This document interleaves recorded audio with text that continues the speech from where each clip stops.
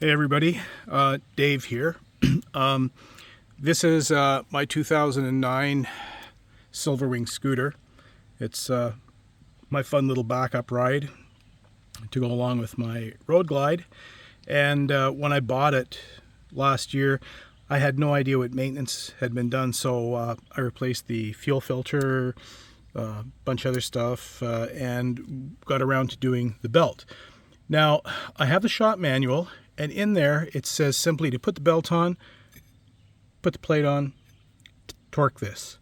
Yet the videos that I watched, a couple people had suggested that you should actually start tightening this and then rotate this by hand, and then tighten some more, and then rotate it by hand. And I think what that does is it gets the belt off the center. It's typically sitting down here, and as it tightens and the plates come together, it moves the belt more to the outside. What they didn't say though is, at what point do you know you've done that enough before it's okay to actually torque it?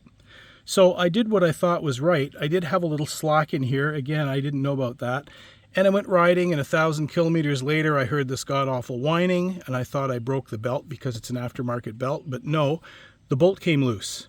And there's not a lot of clearance between the belt, the variator, and here, and you can see if you where it got scratched there, made contact. However, I don't think that's too big a deal. So what I decided to do this time was put this on without the belt, take my calipers and see where it should end up. Locked it in place, then put the belt on, started tightening, rotating, and it really does make a difference. You think it's tight, you rotate it, and this bolt's loose. You tighten it some more, and if you can't do it by hand, do it with your torque wrench, keep going, and eventually I got to the point where you can see it's riding pretty high here, and the distance was the same. And then I torqued it.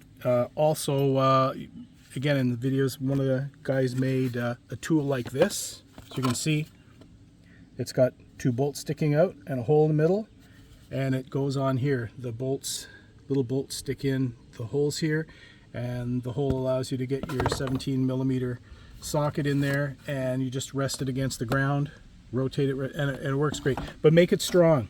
Make it really strong. I made one, the first one I made just out of a small piece of wood, and it split.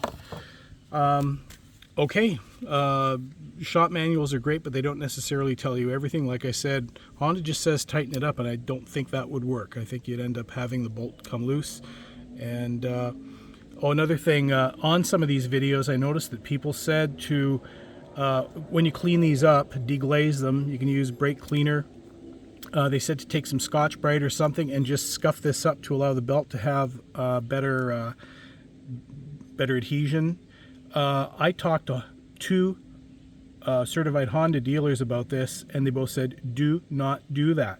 This should be smooth. If you've got any big scratches in here, you've got to replace it. So I wouldn't do that. Just clean it. And I'll tell you, when I put this belt on, I noticed an immediate improvement in acceleration. Like from a start, it really grabbed well. So I probably no need to do that. And based on what the information I got, I wouldn't do it. So anyway, I'm not going to go into taking everything off and putting it back together. This is just to kind of help you make a decision as to how to decide when you can torque this.